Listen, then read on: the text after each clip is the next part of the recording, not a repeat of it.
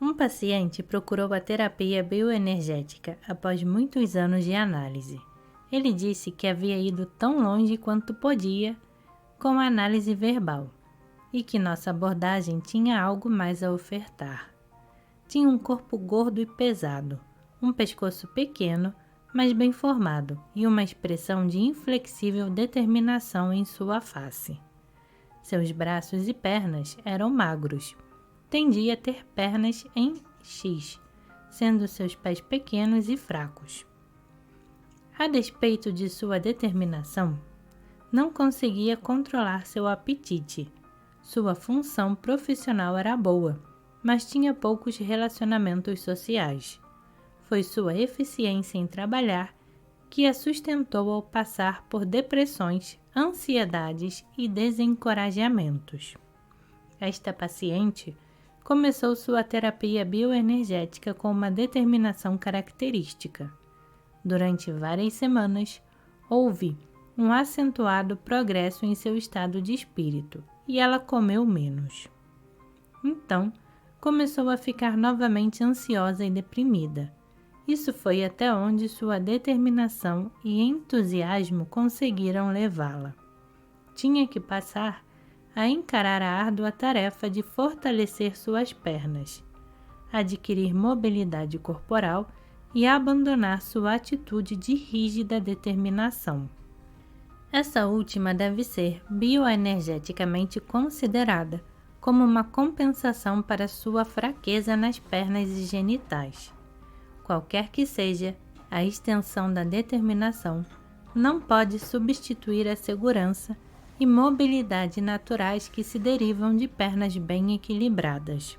Além disso, a determinação caracterológica estabelecida na estrutura do ego impede a carga e liberação da excitação genital. O movimento pendular natural da energia está bloqueado pela imobilidade do queixo. Entretanto, embora indiquemos e analisemos esta atitude caracterológica de determinação, nossos esforços principais estão voltados à eliminação das fraquezas. A determinação, enquanto uma atitude fixa, não é uma fonte real de força do ego. Implica numa falta de flexibilidade do ego. Cristaliza energia num padrão de comportamento às custas de outras reações possíveis.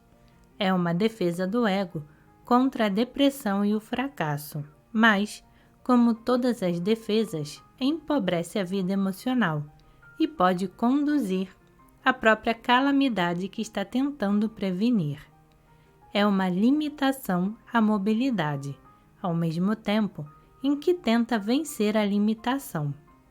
Se o indivíduo aumenta a mobilidade natural do organismo, a determinação caracterológica desaparece e em seu lugar aparece a habilidade de ser de determinado modo quando surge a situação apropriada. Um outro paciente iniciou a terapia analítica bioenergética após 5 anos de análise tradicional. Muitos de seus padrões impulsivos de comportamento haviam sido elaborados e ele havia obtido um certo insight da motivação de tais padrões.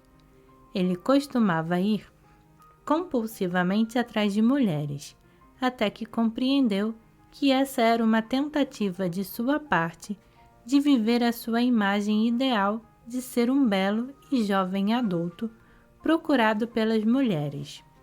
Seu comportamento real mudou à medida em que ainda buscava mulheres, mas não mais aceitava relacionamentos com elas. Após sua primeira análise, havia desenvolvido um tique compulsivo nos olhos. Como é frequente nos casos assim, sua potência sexual não era grande. Seu próprio orgasmo era fraco e seu interesse sexual consistia principalmente em seu desejo de satisfazer a parceira. A interpretação psicanalítica de suas ações estava correta, mas não oferecia outra alternativa a não ser renunciar ao seu ego ideal e comportamentos associados. Infelizmente, isto não resolveu seu interesse por outras mulheres, nem sua compulsividade. Ele apresentava uma estrutura corporal que, embora bem desenvolvida, era desproporcionada.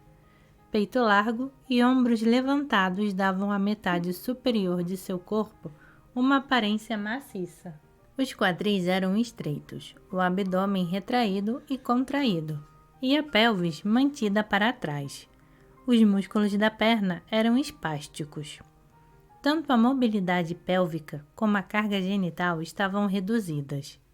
Uma outra interpretação de seu comportamento está possivelmente baseada na dinâmica bioenergética de sua estrutura. O fato de correr atrás de mulheres era uma tentativa de aumentar sua carga e excitação na porção inferior de seu corpo. Sua ação era compensatória à medida em que procurava remediar uma fraqueza através de uma resposta da mulher. Sua falta de virilidade revelou-se, então, pela identificação com a mulher no ato sexual, às custas de seu próprio prazer orgástico. Ele determinava cada experiência com a mesma necessidade de dependência como antes. Em um aspecto, seu ego ideal era válido, à medida em que refletia sua insatisfação real consigo próprio como homem e seu desejo de melhorar. A terapia bioenergética voltou-se para a parte inferior de seu corpo, a fim de aumentar sua mobilidade e carga.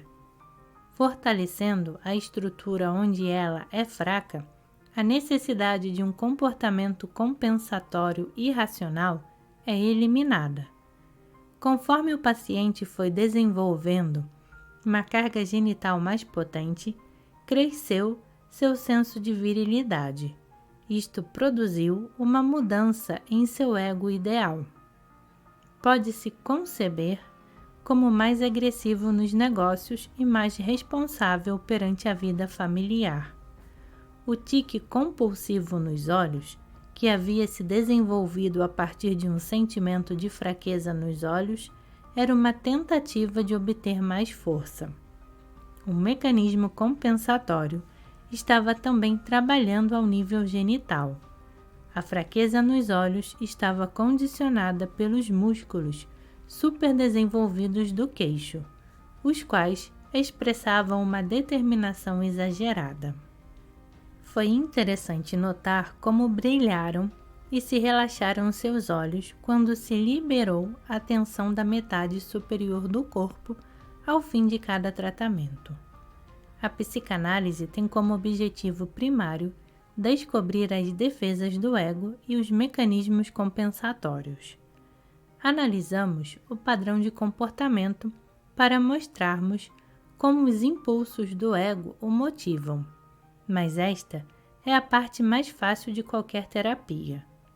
Mais difícil e importante é a tentativa de fortalecer as funções naturais do ego, a ponto de o paciente não ter mais necessidade de defesas e compensações. Para este propósito, a psicanálise tem à sua disposição apenas duas técnicas. Uma é o elaborar da transferência. A outra, a análise do comportamento cotidiano do paciente na vida exterior. Ambas envolvem um elemento analítico e um didático. Neste último está implícita a personalidade do analista, como uma força que guia o paciente para um comportamento mais racional. Um paciente não pode desenvolver as atitudes positivas necessárias, exceto através da identificação com o analista, e o fará somente à medida em que estas sejam parte da personalidade do analista. Quando o sintoma neurótico serve como defesa do ego, pode ser possível eliminá-lo expondo sua função defensiva.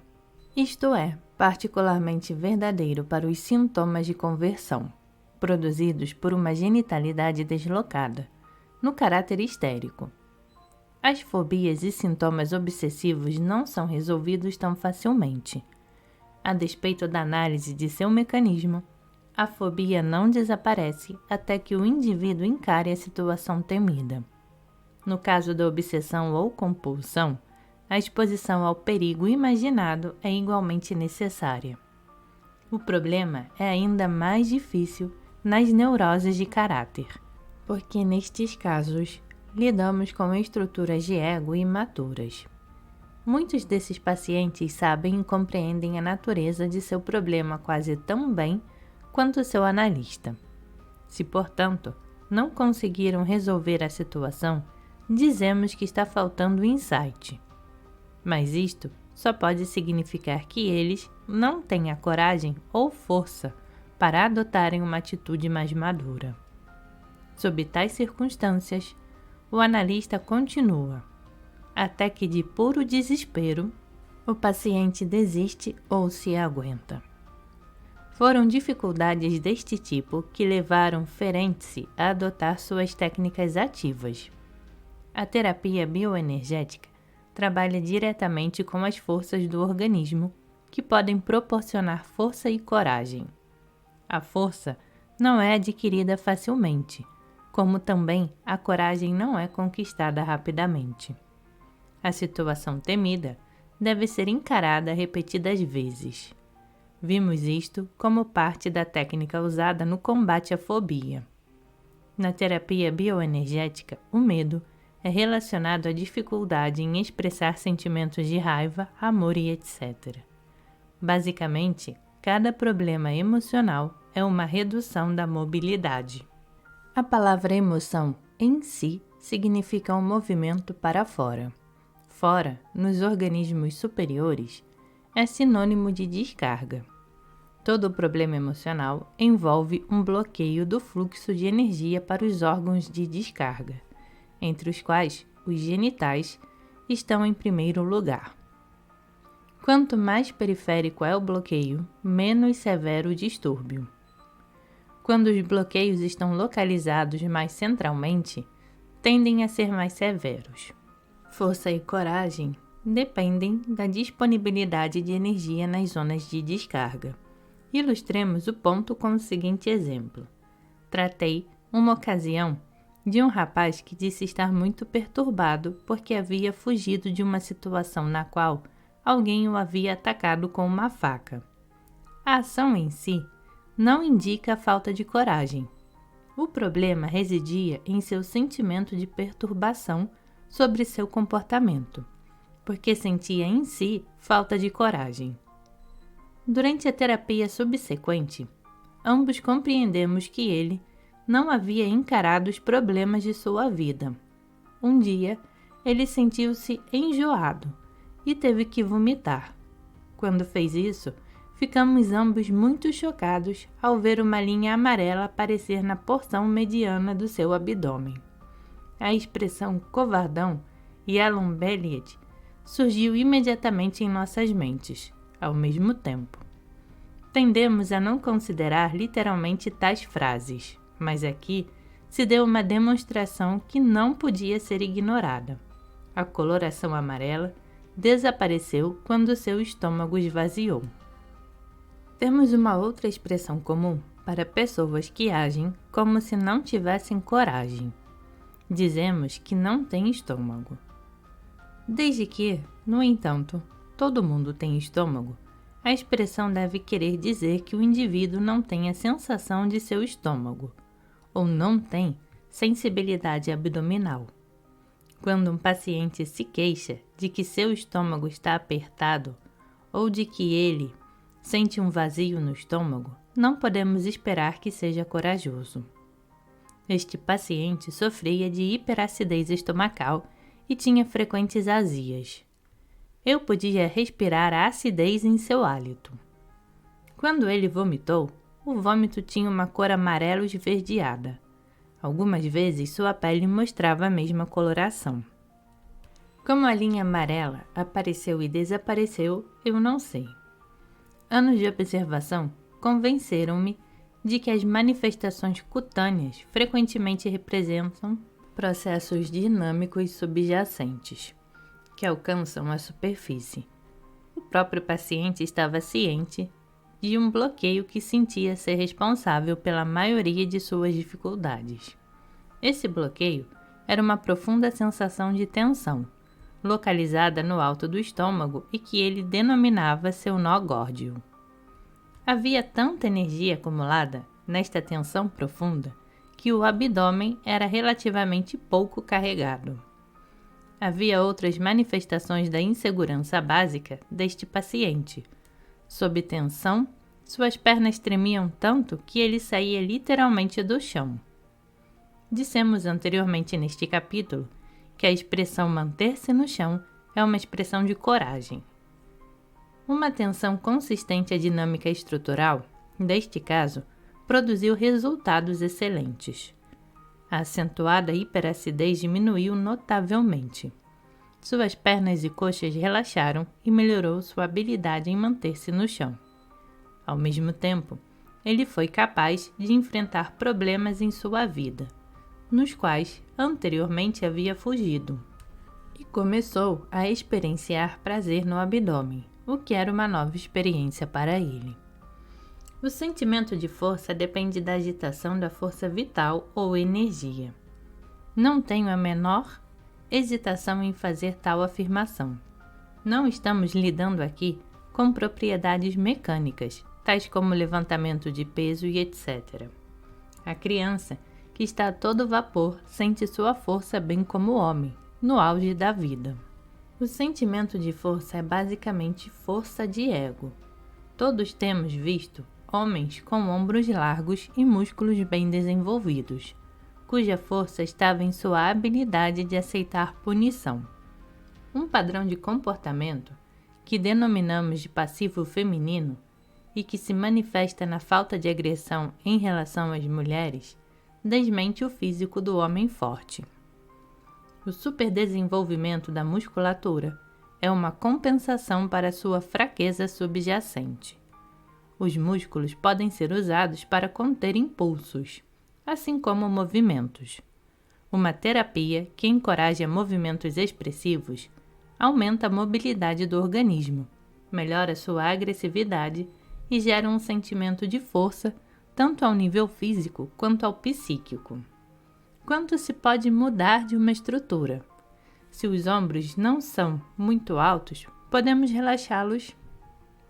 Se o pescoço é muito curto, como pode ser alongado? Se as coxas são muito pesadas, podem se tornar mais elegantes? Estas coisas têm sido conseguidas, mas o paciente que apresenta um problema estruturalmente relacionado não espera ser transformado numa nova pessoa. No grau em que a patologia da estrutura é reduzida, a função é melhorada. Quanto melhor a função, menor a patologia.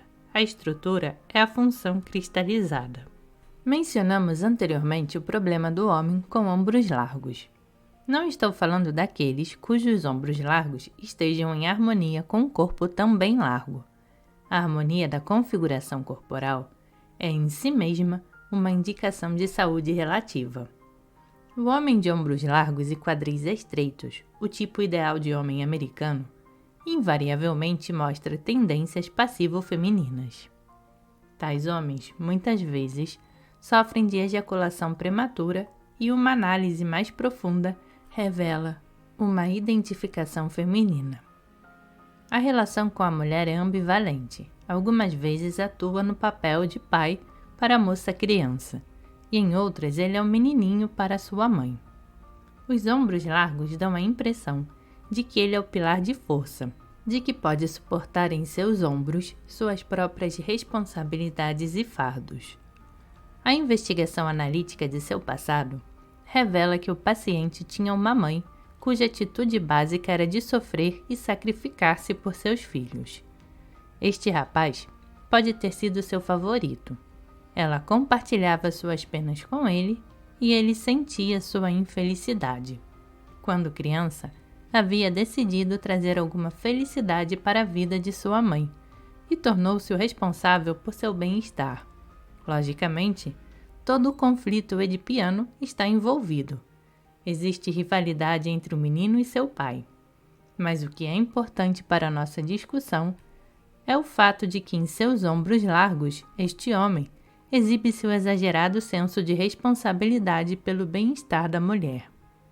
Este sentimento de responsabilidade está cristalizado na estrutura de seus ombros. Tal atitude comporta sua própria antítese. Há igualmente forte ressentimento e medo de mulheres. Pode-se achar esse ressentimento na tensão das costas e pescoço, e o medo na imobilização da pelvis. Esta última responde pela estreiteza de seus quadris. Neste caso hipotético, abaixar os ombros significa desfazer-se da carga, expressar o sentimento. Não me importo. Libertar-se da exagerada responsabilidade. Qual é a dinâmica da energia desta atitude estrutural? Os ombros não se alargam simplesmente porque a criança se sente responsável pelo bem-estar da mãe. A estrutura se cristaliza a partir do relacionamento iniciado no nascimento. Os ombros surgem como parte da reação de medo. Estes ombros expressam medo, mas não ao ponto do terror. São mantidos a meio caminho entre uma posição de avanço e de recuo. Esta posição é um equilíbrio dinâmico entre estender-se para frente e manter-se recuado entre raiva e desafio.